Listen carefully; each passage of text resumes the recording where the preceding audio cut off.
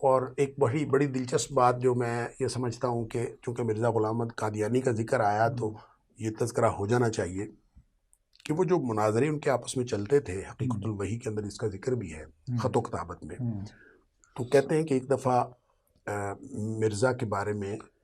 انہوں نے خط لکھا مولانا محی الدین عبد الرحمن نے کہ میں نے اللہ سے دعا کی تھی کہ مجھے مرزا غلام احمد قادیانی کے بارے میں رہنمائی فرما کہ یہ کیا ہے،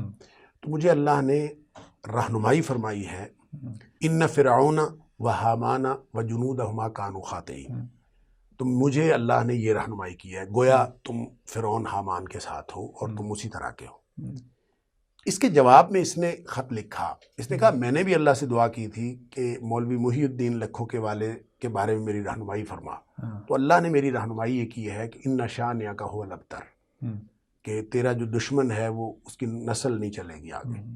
تو جس وقت اس نے یہ پیشن گوئی کی تھی اس وقت میرے پردادا کی نرینہ اولاد کوئی نہیں تھی، اچھا، تو اس نے یہ اس بنیاد پر شاید کہہ دیا کہ ان کی نسل آگے نہیں چلے گی۔ تو پھر اس کی زندگی میں ہی اللہ تعالیٰ نے میرے دادا کو،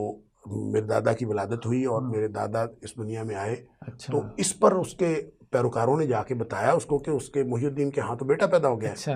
تو اس نے کہا کہ آگے نہیں چلے گی، اس سے آگے نہیں چلے گی، اگر چلی بھی ہے تو اس سے آگے نہیں چلے گی۔ تو وہ اس کی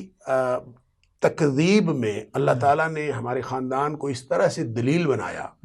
کہ ہمارے دادا جو تھے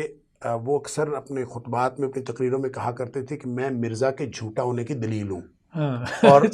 پھر اس کے بعد جو اگلی نسل چلی ہے، میرے دادا کے آگے پھر 4 بیٹے تھے